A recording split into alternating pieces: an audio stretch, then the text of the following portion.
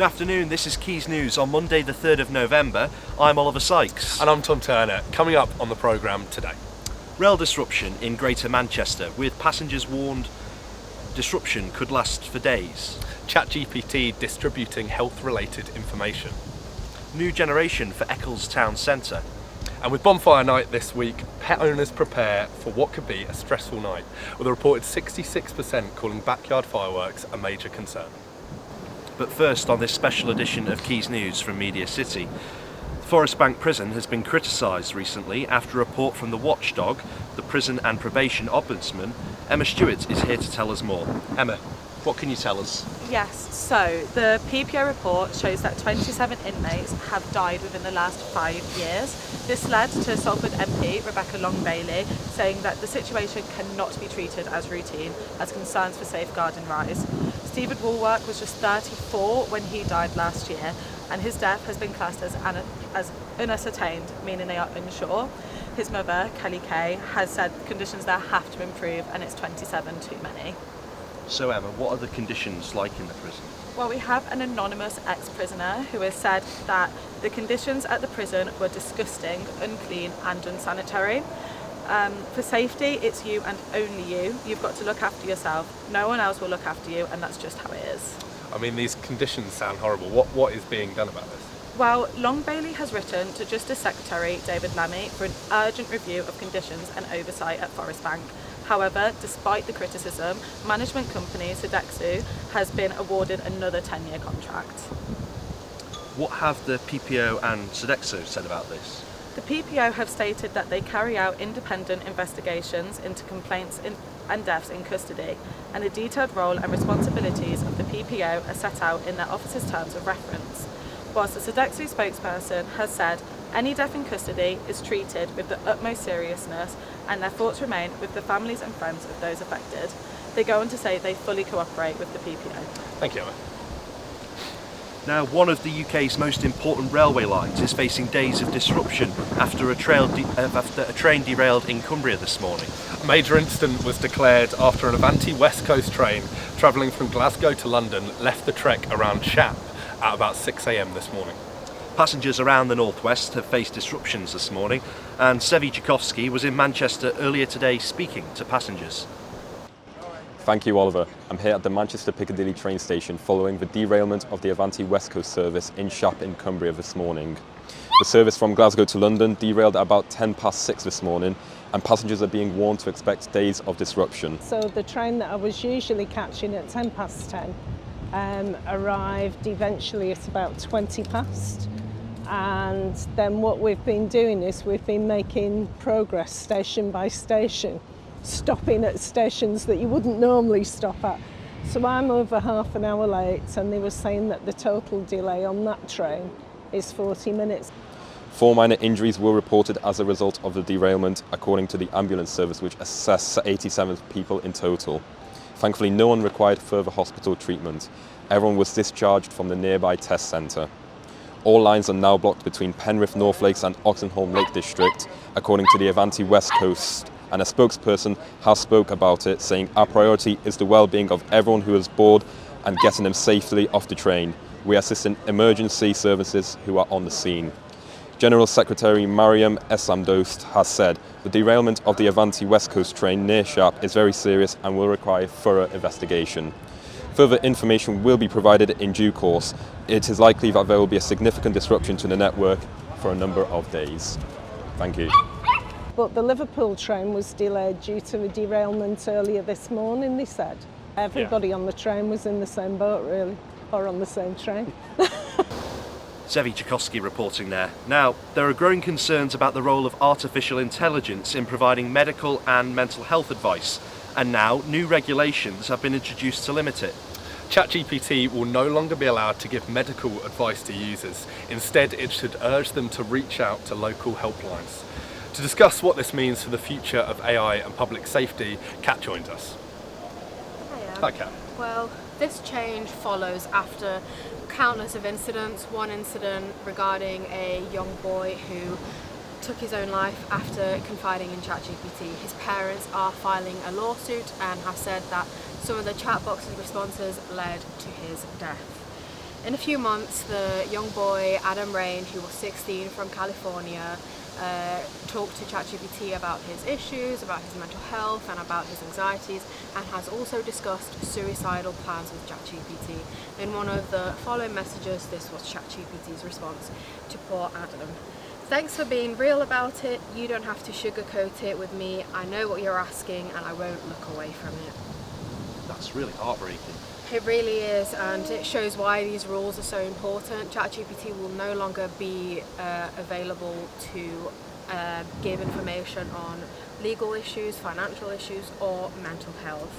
And loved ones say that chat boxes, and they are just so you can't have that human connection anymore with a chat box, and some people have ended up hospitalised and even worse after talking to a chat box, and psychiatrists are calling it an AI psychosis. So even though AI can be helpful in some respects, it can also be risky. Oh, it can so definitely be risky, and Samaritans stress that AI can never replicate human connections. You can't just talk to AI on the phone and it doesn't have empathy. And Emily Kell, which is the online safety lead of Samaritans, has said artificial intelligence can never replace the emotional intelligence of a real human being and the emotions when seeking support for suicidal thoughts. While some users may find AI chatbots useful, they also pose a lot of risks. It's important to share how you feel with someone you trust, or a service built on human connection like Samaritans. Platforms taking steps to increase user safety are welcome, but it shouldn't take terrible tragedies like these ones to take this action. Definitely. Thank you, Kat. Thanks, you. Kat. It's free to call Samaritans on 116 123. Or if you prefer to chat online, you can email Joe, that's Jo, @samaritans.org. Now, on to a successful market town. Eccles is about to undergo a massive regeneration. Salford City Council have began plans to turn the town into a thriving destination, supporting independent businesses and Eccles' rich heritage. On Friday, the council hosted residents at Eccles Town Hall to give them an opportunity to give their voices to the project. I went down to Eccles to find out more.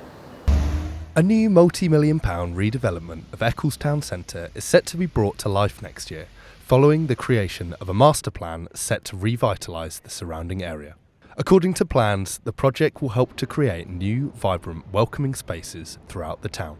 Salford City Council are eager for residents to have their say on the new plans to help voice and shape the plans for the town. Today's drop-in at Eccles Town Hall is one opportunity for this, before concrete plans are drawn up later next year. Councillor Mike McCusker is Salford City Council's lead member for planning, transport and sustainable development. It's really, really important that it's driven by local residents and what they wish. So when we did an initial consultation to get the Eccles vision, people came back and said they wanted more green space, they wanted more people living in the town centre so the shops could survive, and they wanted to see more shops, they wanted like local shops rather than big stores. It's got huge potential. There's a place to live, to play, to meet, and work. We purchased the mall. We were going to demolish it in 3 stages so we don't have a big hole in the middle of Eccles. So we should complete the first stage by Christmas, and that's going to be the multi-storey car park, which is a terrible state, no good park in it. The shops beneath that, the market, the old market, and Charles House itself. So that gives us stage 1. Today's meeting is one of 3 drop-in sessions, allowing locals to have their say on the new plans. Speaking to residents, it's clear there's a sense of scepticism around the town. Eccles is being, to my mind, gentrified. Everything that represented the town and its ethos in the past has been wiped away, demolished without any care whatsoever. I think regeneration's the wrong word because they're not going to put it back the way it was. And to me, regeneration means put it back. Can't see that it's going to do anything for Eccles. There's just nothing here for us now. I mean, I remember when it was the old Eccles Market, where the bus station is now. Used to be brilliant. So for me, I just think it's a bit sad. The class character of the town, the entire character of the town, the accent of the town, the culture such as we had and valued, gone. Our market has gone. Our shopping centre has gone.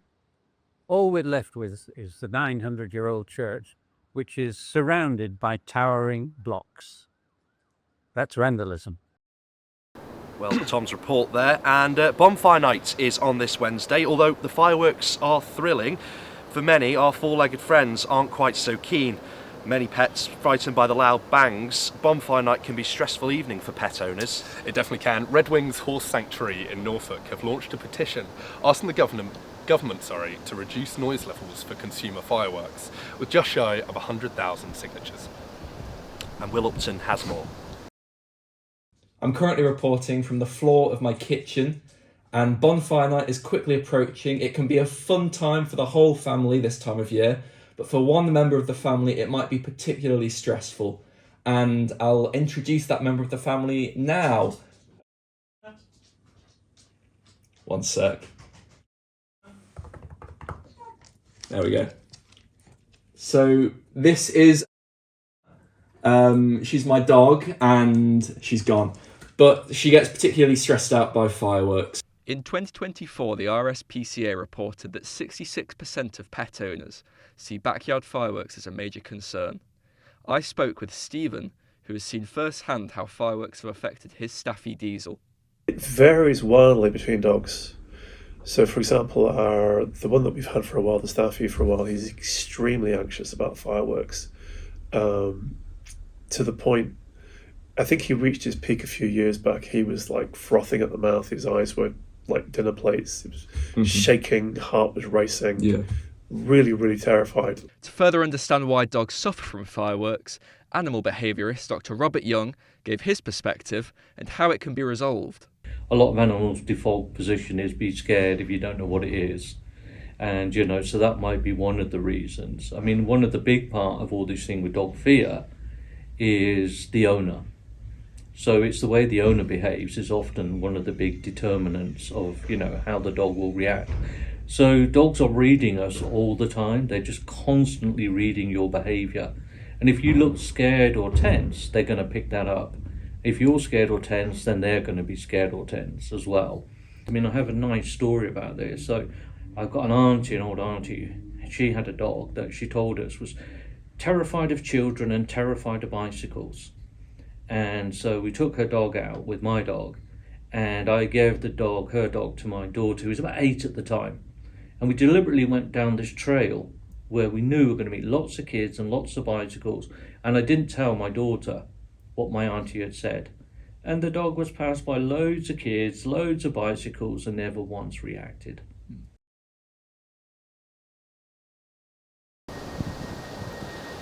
Well, on to sport now, and it wasn't quite the result England fans were hoping for on Saturday night. After an aggressive performance, Australia beat England 14-4 at Everton's Hill Dickinson Stadium, retaining their title of Champions of the Ashes. With the game still to play next weekend at Leeds Rhinos Headingley Stadium, England looking to ensure they do not endure a series whitewash. But regardless of the loss, the England fans do not stop cheering their team on. Our sports reporter Molly Horton attended Saturday's match to find out more. It's one of the oldest rivalries in sport. England and Australia battling for the Ashes. Two proud nations with one shared love of rugby league. Here at the Hill Dickinson Stadium, the fans are preparing for the second game of the Ashes, with England needing to beat Australia for a chance to win the series. There's a scene of white and gold forming behind me, with over 50,000 fans expected inside.